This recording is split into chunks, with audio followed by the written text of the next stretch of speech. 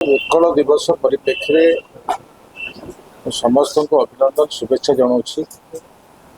जहाँ आम ओडिया आम अस्मिता एवं ओडिशार विकास क्षेत्र में आम आग को संकल्प नवा ये हूँ सबुठ बड़ कथा।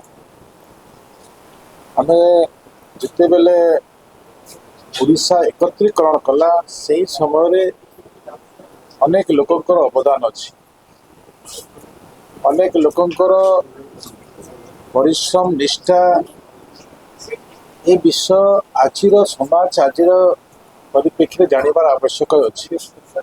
से दृष्टि स्वभाव कवि गंगाधर मेहेर कहते मातृभूमि मातृभाषा ममता जाहुदे जनमी नहीं ताकू जेबे ज्ञानी गणरे गणिबा अज्ञान रहिबे काहे।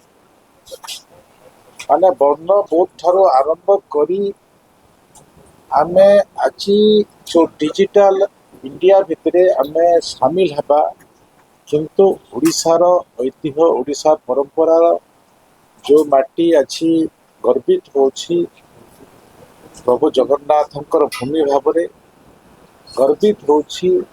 एठिकार चाष उत्पादन क्षेत्र में आमे एते आगक गलु एवं आजिकार परिस्थिति रे लोकंकर सरकार जो ओडिया पक्ष रखिछंती ए ओडिया पक्ष विभिन्न विभाग संपादन करिबो।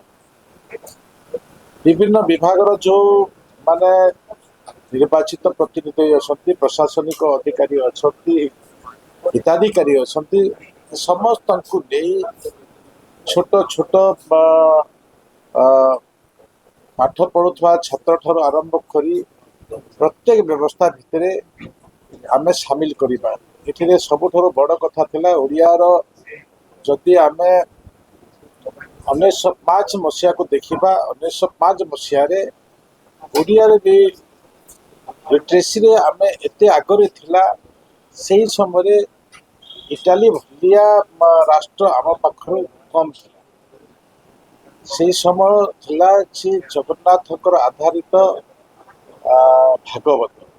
भागवत को डुंगी रे पढ़ुवार दृश्य को लोक मैंने एते ग्रहण करते व्यवस्था को एते स्वरूप देते।